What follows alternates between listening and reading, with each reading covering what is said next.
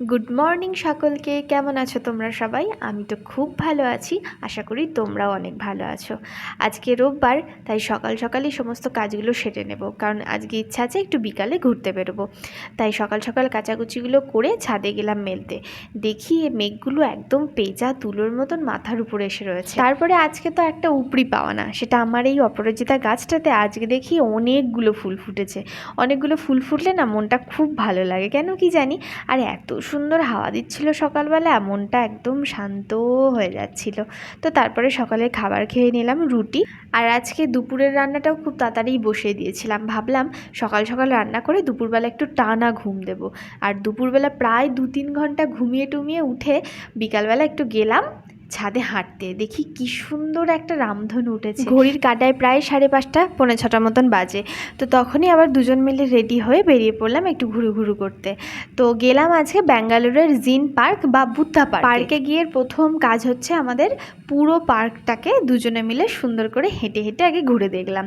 তো তারপরে এখানটা করে সবাই আসছিল, তো আমরাও এলাম এখানটা করে ছবি তুলবো, ভিডিও করব বলে।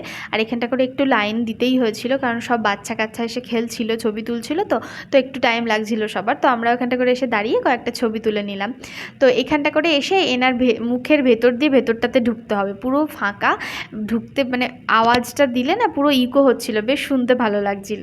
তো তারপরে এখান থেকে বেরিয়ে যাব, তার আগে পুরো পার্কটাকে ঘুরে নিলাম। আর পুরো পার্কটা না পাথরের, জানো তো, পাথর কেটে কেটে পুরো পার্কটা হয়েছে, বেশ সুন্দর। বিকালবেলা হাঁটার জন্য অনেক সুন্দর পার্ক, বাচ্চাদের খেলনার জায়গাও আছে।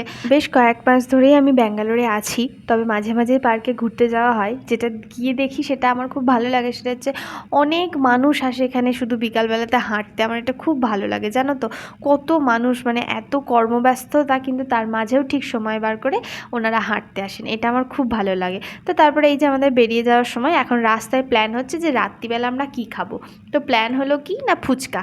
মানে এরকমই আমাদের প্ল্যান হয়, রাত 11টা 10:30টার সময় মনে হয় যে আমরা আজকে ফুচকা খাবো। সেই কারণে গেলাম বাজার, আর যেহেতু রোববার ছিল পুরো বাজারটাও করে আনতে হবে, তাই বাজার টাজার করে এই যে ফুচকার জিনিসপত্র নিয়ে আমি বসে পড়েছি। আর অর্ধেক জিনিস আমার ঘরেই থাকে, কারণ কখন আমাদের ফুচকা খেতে ইচ্ছা করবে তার নেই ঠিক। আর এখানকার ফুচকা আমার খুব একটা ভালো লাগেনি, কারণ আগে দুবার আমি খেয়েছি, সে পুদিনা পাতার এতটাই মানে স্মেলটা আসছিল, আমার একদম ভালো লাগেনি। আমাদের ওখানকার ফুচকা একদম টক জল দিয়ে হবে, ও সে স্বাদ, সে কী স্বাদ কী স্বাদ।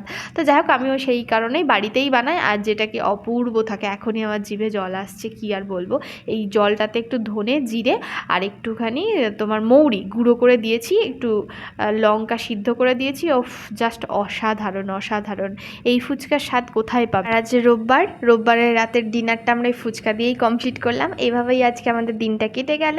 তো আজকের মতন টাটা, দেখা হচ্ছে পরের কোনো ভিডিওতে। আর আমার ভিডিও যদি তোমাদের ভালো লেগে থাকে তাহলে প্লিজ একটা ছোট্ট লাইক করে দেবে। আজকের মতন টাটা।